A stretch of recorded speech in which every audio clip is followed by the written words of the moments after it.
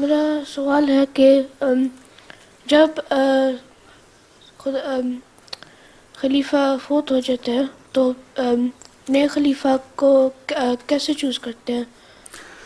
کیسے چوز کرتے ہیں؟ خلیفہ کو چوز کرنے کے لیے ایک کمیٹی ہوتی ہے جس میں جو جماعت کے مختلف ملکوں کے بعض امراء جو ہوتے ہیں نا، امیر، وہ شامل ہوتے ہیں.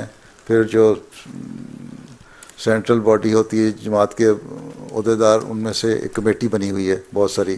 پھر بعض مشنری ہوتے ہیں. اس طرح کوئی 200-300 آدمی ہوتے ہیں، ٹھیک ہے، جو ایک کمیٹی بنی ہوتی ہے. ان کو پہلے ہی بتایا یہ ہوتی ہے کمیٹی.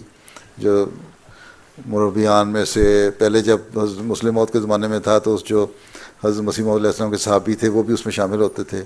پھر اس کے بعد صحابیوں کے بڑے بیٹے شامل ہونے لگ گئے، لیکن اب نہ صحابی کے بڑے بیٹے رہے نہ صحابی رہے. تو اب مبلغین ہوتے ہیں، مختلف ملکوں کے امیر ہوتے ہیں.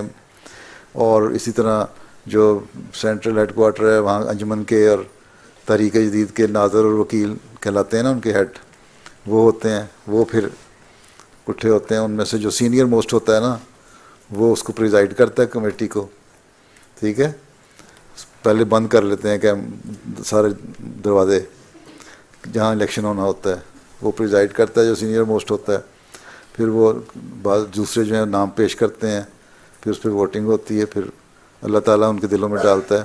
اب یہاں جو الیکشن ہوا تھا خلیفہ رابعہ کی وفات کے بعد مسجد فضل میں ہوا تھا، تو کمرے میں بند کر کے بیٹھ گئے تھے سارے، ٹھیک ہے، مسجد بند کر کے مسجد فضل میں.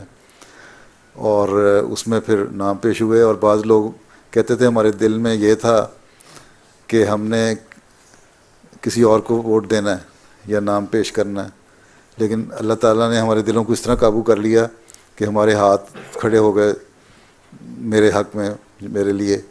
تو اللہ تعالیٰ پھر کیونکہ اللہ تعالیٰ کی خاطر ہو رہا ہوتا ہے، پھر اللہ تعالیٰ گو ہاتھ کھڑے ہو کے الیکشن ہوتا ہے، لیکن اللہ تعالیٰ اس میں اپنی قدرت دکھاتا ہے اور زبردستی لوگوں کو جس کو خلیفہ بنانا ہوتا ہے اس کے لیے ووٹ دلوا دیتا ہے، ٹھیک ہے.